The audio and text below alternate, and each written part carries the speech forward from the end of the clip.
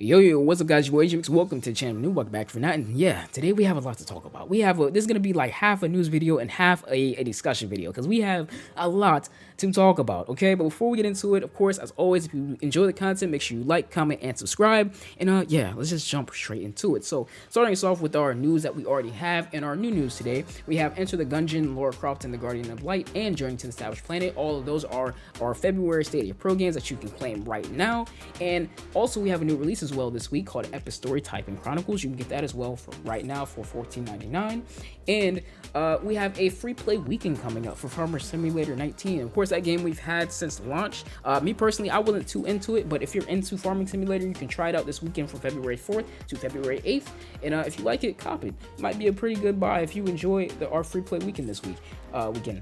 And then we have an Ubisoft Family Game Sale happening as well. Family Feud is on sale. Just Dance 2020 and 2021 is on sale. Monopoly is on sale, and Uno is on sale. Definitely check out any of those games if you want to check them out. And yeah, let's get into our big hot topic discussion for today, right? So yesterday, the Stadia team announced that they would be shutting down Stadia Games and Entertainment, right? So if you didn't know what Stadia Games and Entertainment was, it was essentially the first-party development studio, in-house, studio for Stadia, right? We were gonna have our own exclusives, come out of this studio. They were acquiring studios. Essentially, of course, those studios are still under the Stadia brand. Just I don't know if they're under Stadia Games and Entertainment anymore, or it's just we just own those studios. I think that's might be what the case is. You guys hear me saying we like I'm a part of the team. I feel like I'm a part of the team. Anyway, the Stadia team owns these studios, right? So we have like Typhoon, Splash Damage. I want to say they purchased Splash Damage. I think they did.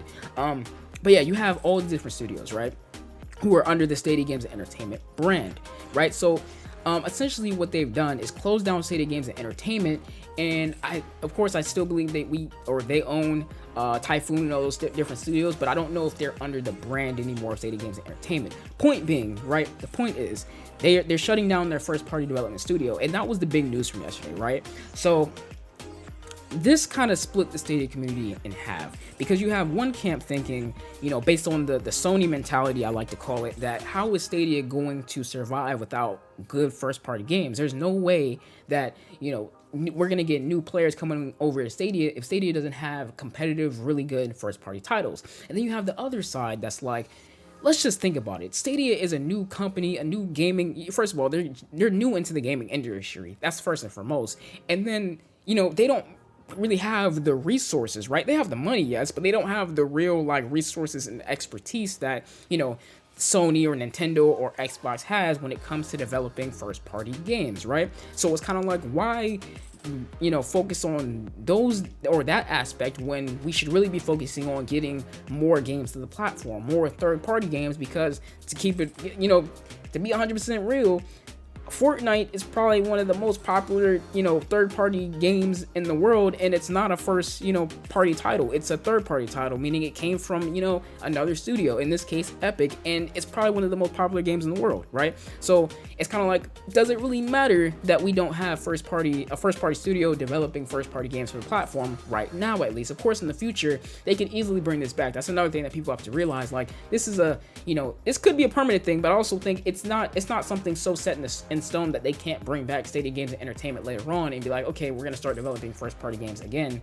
But right now, it only makes sense because Stadia is in the early stages. It's like it only makes sense for them to really focus on getting to the point where every time a third-party game releases on the other platforms, it releases on Stadia at the same time, and it's just as accessible as those other platforms. It's really, Stadia is even more accessible, right? So I think that's really what they want to get to, where it's not a question of, is this game going to come out day and date on Stadia? It's more of a question of, oh, when does this game come out in general, right? Is this coming on Xbox? Oh, it's probably going to be on Stadia the same day. That's where I think they're trying to get to. So like I said, you have these two different camps. Me personally, I'm on the side of, I think it's okay, it's fine. And to be honest, we only got one game from Stadia Games and Entertainment, and that was Outcasters. And granted, Outcasters is a wonderful game, but that's only one game that was under the brand. It's like, how much does that really do for the platform? You know what I'm saying? So for me, I think it's a cool. It's not like, I wasn't really surprised, but it's not really a move that I have an issue with either. It only makes sense. Why try to do something that the Stadia team obviously isn't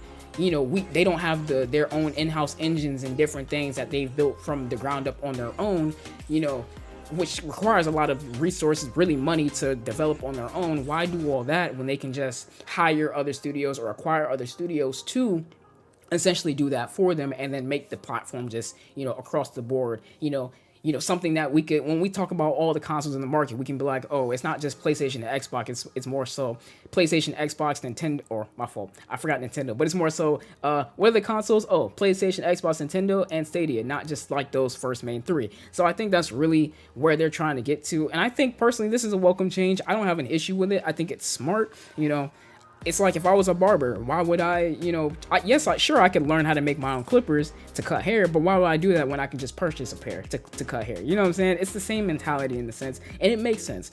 But let me know, what you guys think in the comments. This kind of turned into a discussion video as well, which it was bound to because of this huge news that we got. But let me know what you guys think in the comments. I definitely want to hear what you guys think about this change.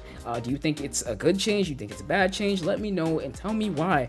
But with that being said, I'm going to end the video off here. Of course, you can find me on Twitter at KingEjahmix. You always subscribe here on the YouTube channel. And I have a Twitch by the same name, Ejahmix. And I have a Discord server that you can join in the description. All my links, by the way, are all in the description, but you can join my Discord server, link in the description. Ejah Squad, we have a lot of fun. And yeah, I think that's it. So if you enjoyed the content, make sure you like, comment, and subscribe, and I'll catch you guys in the next one. Peace.